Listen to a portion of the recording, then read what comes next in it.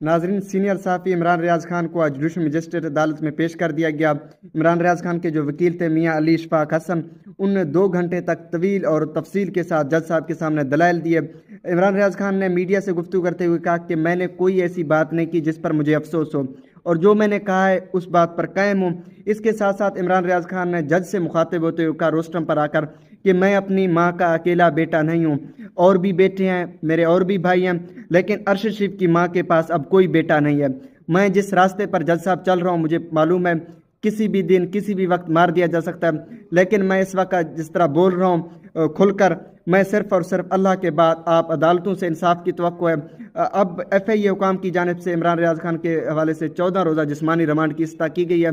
इस वक्त समाअत में वक्फा है, देखना है कि गुलाम मुर्तज़ा विर्क साहब जो जज हैं जुडिशल मजिस्ट्रेट के, वो क्या फ़ैसला सुनाते हैं। इस वक्त नाज़रीन यही सूरत हाल है। इमरान रियाज खान आज डट कर